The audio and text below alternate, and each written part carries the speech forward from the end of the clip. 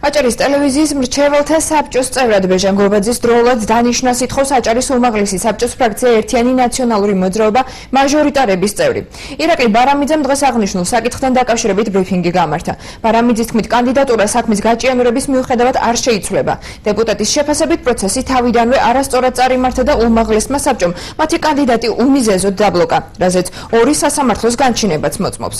ბარამიძემ აჭარის უმაღლესი საბჭოს თავმჯდომარეს მოუწოდა არ შეაფერხოს მრჩეველთა საბჭოს მუშაობა და მათ მიერ წარდგენილი კანდიდატურა დროულად დანიშნოს. აჭარის უმაღლეს საბჭოში განმარტავენ, რომ მათ კანონი თავის დროზე არ დაურღვევიათ, უბრალოდ მოქმედი საკანონმდებლობაზე მისი სხვადასხვაგვარად წაკითხვის საშუალებას იძლევა. აჭარის უმაღლესი საბჭოს თავმჯდომარის თქმით, იგი კანონის ფარგლებში იმოქმედებს. აჭარის უმაღლეს საბჭოს განჩინების შესასრულებლად ერთთვიანი ვადა აქვს, რომელიც 26 ოქტომბერს იწურება. გააკეთა არაკანონიერად იმისთვის, რომ ეს ადამიანი ბორჩი არ მომხდარიყო.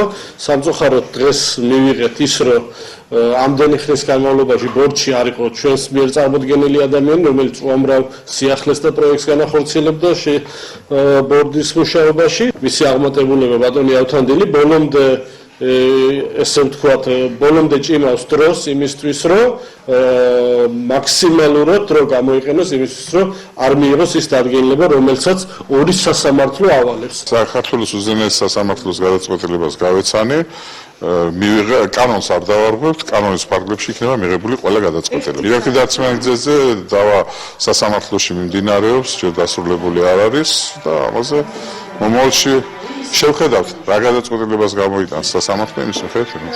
ერთთვიანი ვადა, მას შემდეგ, ანუ იქედან იწყება თვლა, როდესაც შევიდა კანონიერ ძალაში უმაღლესი უზენაეს სასამართლოს გადაწყვეტილება და ეს გახლავთ 26 თვის სექტემბერს შემოვიდა უმაღლეს საბჭოში გადაწყვეტილება. შესაბამისად, მომდევნო დღიდან დავიწყებთ ათვლას აქტის გამოცემასთან დაკავშირებით.